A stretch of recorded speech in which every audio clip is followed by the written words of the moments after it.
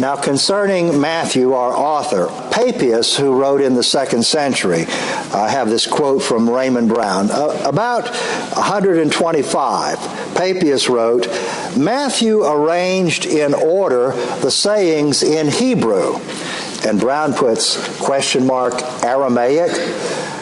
Papias doesn't know Hebrew, and Hebrew and Aramaic are written with the same alphabet. And each one interpreted or translated as he was able. We don't have Papias' original, but Eusebius, who wrote in the 4th century his ecclesiastical history, he wrote that down. So Brown says on page 158 above, I deliberately printed Papias' reference to Matthew in its actual context following the reference to Mark, a sequence that would not suggest that Papias thought that Matthew wrote before Mark, as many later fathers of the church did think that Matthew wrote first. So the fact that Papias discusses Mark before he discusses Matthew might indicate that Papias thought that Mark was first. Anyway, he says the sayings in Hebrew.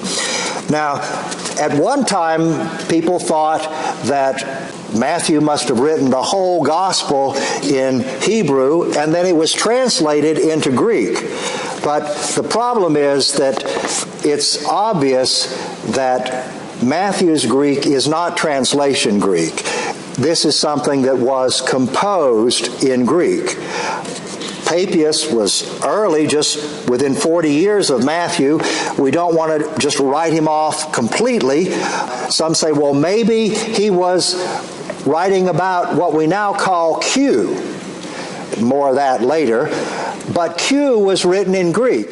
Well, some say, well, maybe the very beginning of Q, when everything was still in Aramaic, before it got translated into Greek, maybe those were the sayings that Matthew wrote.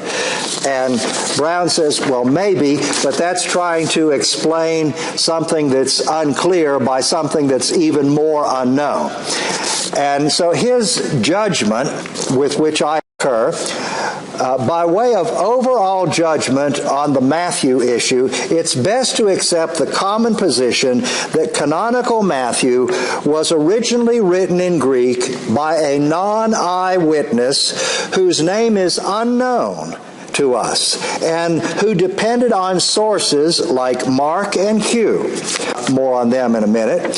Whether somewhere in the history of Matthew's sources, something written in Semitic by Matthew, one of the 12, played a role, we cannot know. Maybe, maybe not.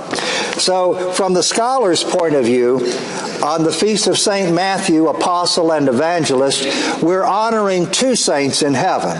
We're honoring the Apostle who walked with Jesus in Galilee in the 30s, and who was one of the 12, part of the ministry. And we're also honoring an anonymous third-generation Christian who wrote the gospel that eventually, sometime in the 2nd century, scribes put the title The Holy Gospel According to Matthew. So, to sum up, most Catholic scholars are convinced the first Gospel in our New Testament was not written by one of the 12 apostles. It was not written by an eyewitness to the ministry of Jesus. Rather, it was written by a third-generation Christian, probably in the 80s, whose name we do not know. Perhaps he knew the Apostle Matthew and was influenced by him. Perhaps not. We cannot be sure. In any case, this author has given us an inspired portrait of Jesus. To compose this inspired portrait, he relied on various sources, oral and written traditions. We will examine the details about these sources in a future lecture.